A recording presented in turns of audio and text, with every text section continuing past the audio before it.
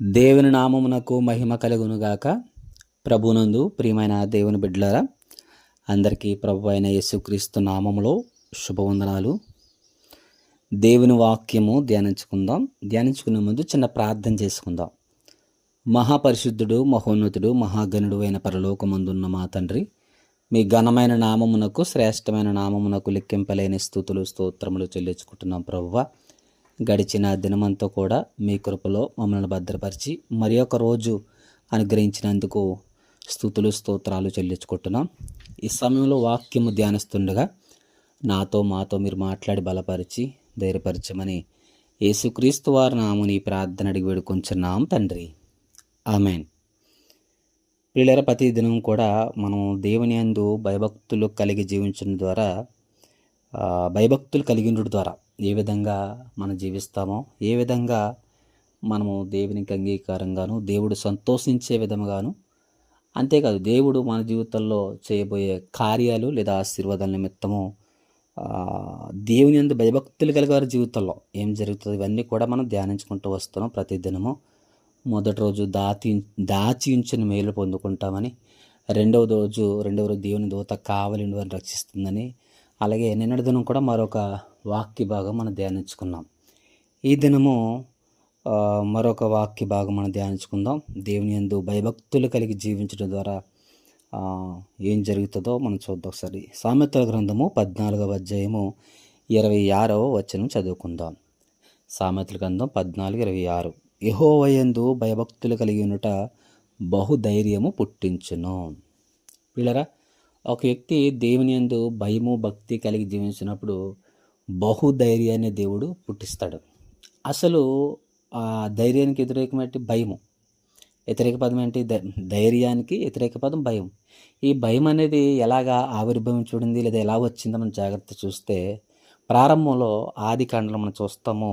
ఆదాము అవ్వ మరి దేవుని ఆజ్ఞను తిరస్కరించిన తర్వాత వారి చెట్టు చాటున దాక్కున్నప్పుడు దేవుడు వచ్చి వారిని పిలిచినప్పుడు భయపడి దాక్కుంటేమి అంటారు. ఎందుకు భయపడ్డారు? ఎందుకు దాక్కోవాల్సి వస్తుంది దేవుడి దగ్గర? ఎందుకంటే వారు చేసిన తప్పిదాన్ని బట్టి, వారు దేవుని ఆజ్ఞను తిరస్కరించిన విధానాన్ని బట్టి, దేవుని ఆజ్ఞకు వ్యతిరేకంగా వారు చేసిన క్రియను బట్టి వారు దాక్కున్నారు. అవును ప్రియులారా, మానవుని జీవితంలో ఏదో ఒక భయము మానవుని వెంటాడుతుంటుంది ఆ దినం నుంచి ఇప్పటి వరకు కూడా. ఎందుకంటే మానవుడు ఏదో ఒక సందర్భంలో ఏదో ఒక విషయంలో తప్పిదం చేస్తూ ఉంటాడు. అయితే దేవుడు ఏమంటున్న మాట ఏంటంటే, దేవుని వాక్యం సెలవిస్తున్న మాట ఏమిటంటే, దేవుని యందు భయభక్తులు కలిగి ఉండట బహుధైర్యం పుట్టించును. ఒక వ్యక్తి దేవుని యందు భయము భక్తి కలిగి జీవిస్తే తప్పిదానికి కానీ, పాపానికి కానీ, లోకానికి కానీ, లేదా లోక ఆశలకు కానీ, లేదా దైవ వ్యతిరేకమైన కార్యక్రమాలు కానీ చేయడు. కనుక తాను ధైర్యాన్ని పొందుకుంటాడు. అంతే కదా, ఇక్కడ బహుధైర్యము పుట్టిస్తుంది అంటే దేవుని యందు భయభక్తులు కలిగి జీవించిన ద్వారా బహుధైర్యాన్ని దేవుడు పుట్టిస్తాడు. అంతే కదా, నువ్వు ఆ విధంగా జీవించగలుగుతావు. అందుకనే తిమోతికి రాసిన పత్రికలో ఒక మాట అక్కడ చూస్తాం కదా.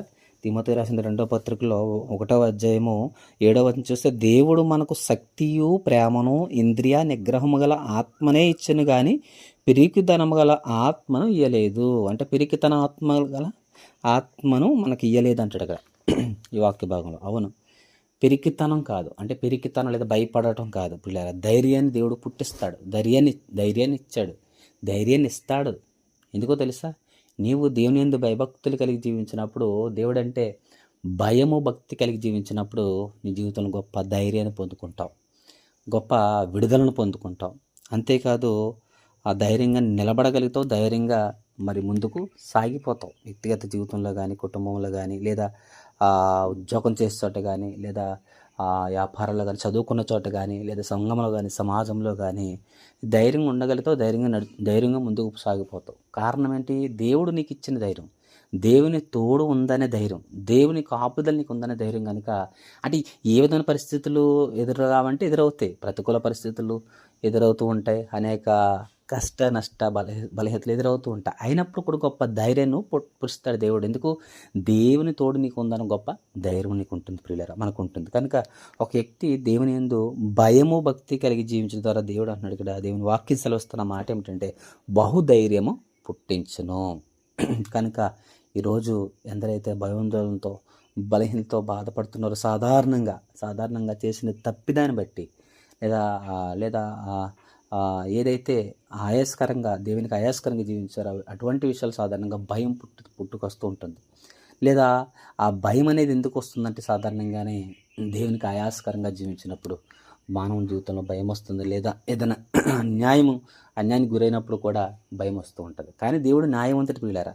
న్యాయంగా జీవిస్తే, యథార్థంగా జీవిస్తే దేవుడు న్యాయవంతుడైన దేవుడు కనుక న్యాయం తీరుస్తాడు. కనుక అట్టి ధైర్యాన్ని దేవుడు అనుగ్రహిస్తాడు. దేవుని ఎంత భయభక్తులు కలిగి జీవించడం ద్వారా అటువంటి గొప్ప ధైర్యాన్ని మనం పొందుకోవాలని, ఇంకెందరైతే భయాందోళనతో బలహీనతో వారికి వచ్చిన సమస్యను బట్టి కృంగిపోతున్నారు, ఆ భయము, ఆ యొక్క బలహీనత దేవుని దగ్గర చెప్పి దేవుడిచ్చే గొప్ప ధైర్యమును ఆదరణ పొందుకోవాలని తెలియజేస్తే కొద్ది మాటలు ముగిస్తున్నాను. ప్రార్థన. సకలాశీర్వాదాలకు కారకుడు అయిన పరలోకమందున్న మా తండ్రి, మీ ఘనమైన నామమునకు, శ్రేష్టమైన నామమునకు లెక్కింపలేని స్థుతులు స్తోత్రములు చెల్లించుకుంటున్నాం ప్రభువా. నీ యందు భయభక్తులు కలిగి జీవించడం గొప్ప ధైర్యాన్ని, బహుధైర్యాన్ని పుట్టిస్తుందని వాక్యం సెలవిస్తుంది. అవును తండ్రి, మీ యందు భయభక్తులు కలిగి మీరు ఇచ్చే ధైర్యమును, ఆదరణను, శక్తిని, బలమును పొందుకోవడానికి సహాయమును దయచేయమని అడుగుతున్నాం.